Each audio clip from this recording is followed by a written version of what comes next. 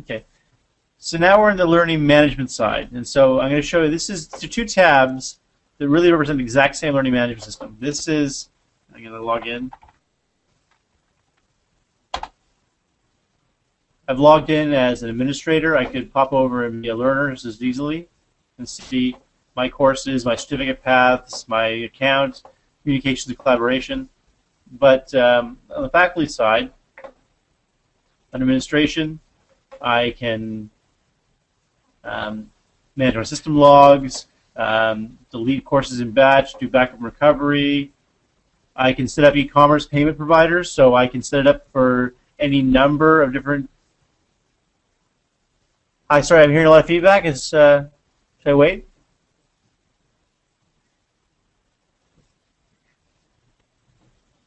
Okay, so I can set up any number of payment providers. I can set up all kinds of payment schemes in terms of discounting regiments and coupons and pins for offering tokens. I can set some global variations for the learner view settings, what we saw over when we flipped over to learner. So the basic color palette changes here. Is the simplest out of the box way to do customization, but we're going to get deeper into what are more generally done. Manage services. So if you're not using all the tools in the system, you can turn off discussion forums, or turn off mailboxes, or turn off scope feedback or subdomains, or any kind of thing you want to turn off here. You can turn off.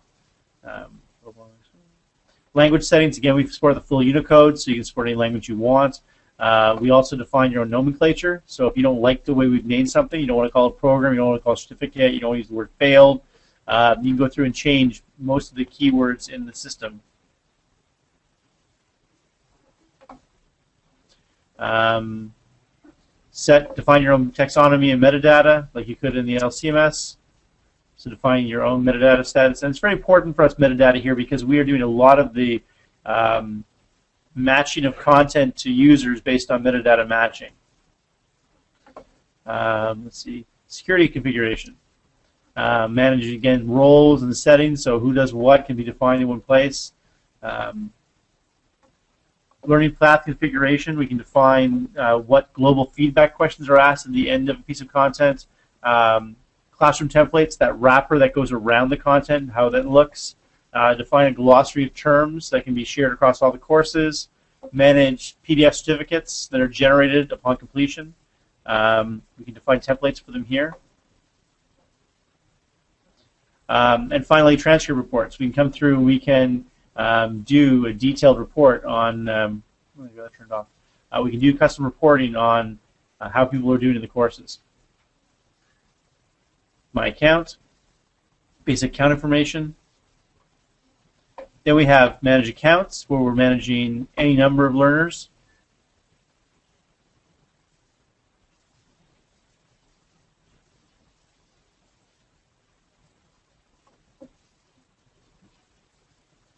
So there's 14,000 users in this particular system.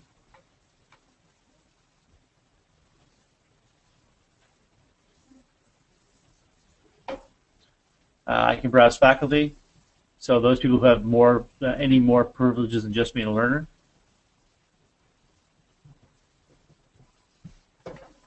I can add accounts. I can do that by batch if I need to. Managing programs. Programs are domains are the hierarchical organizations. And this is very simple. We've got one level, two levels really, but we've got customers who have very, very deep regions and sub-regions, and then stores, and then departments, and they've got all their users are segmented into different places, so the content they get is partially based on metadata that describes who they are, and also based on where they fall in the organization.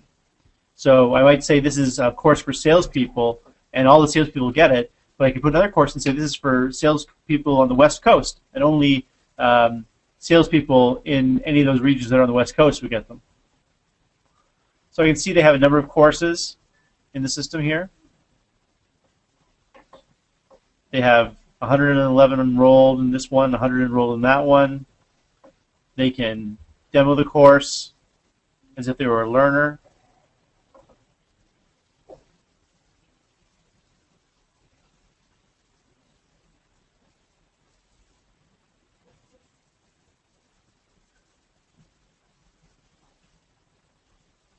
And go through. This is a simple course.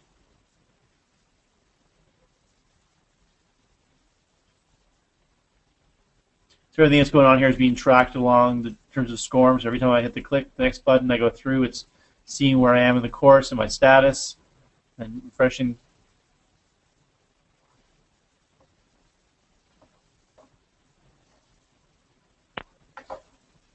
I have a course report here, sees how I did.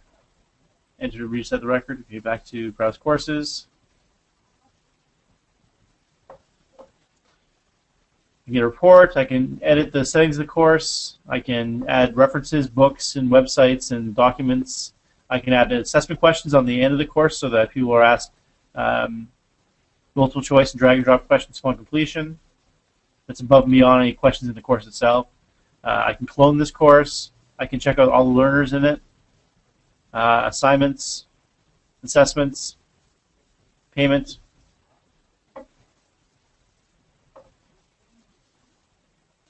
Manage certificate paths. Certificate paths are what we call actually learning paths, and they allow us to combine to create activity types that can be both e-learning or offline. We can do any kind of basically create objectives and activities. Those activities satisfy those objectives. So we can set up rules for how any given objective is satisfied. Is there 10 activities that can satisfy it, 3 of 10? This allows us to really track competencies very well in the system. We have communication and collaboration, where we have discussion forums and chat and built-in mailboxes so that we can have collaboration and then messaging back and forth between all of our users. So that was the LMS, but this customer has built, we worked with them to build a website. This is their website that I'm going to go into as if I was going to the LMS.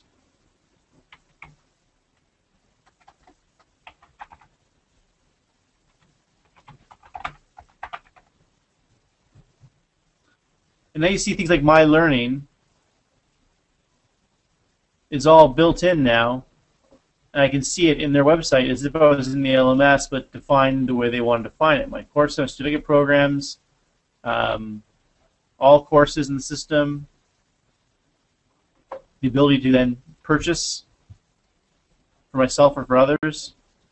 And what this has done is every function in the LMS is exposed as an XML web service. So by doing web services calls, we can construct these pages so that their website is pulling in those parts of the LMS that it needs. So you're defining your own, say, retail presence, your own front end for our learning management system. So you're not retraining your audience to start using our system. You're just bringing in several functions of ours into what you're already doing. And that's something we've done in a lot of cases, and not just putting things into websites, but also integrating through web services to bring in existing user management systems, existing payment systems, and accounting systems. So our system is particularly good at integrating with legacy systems.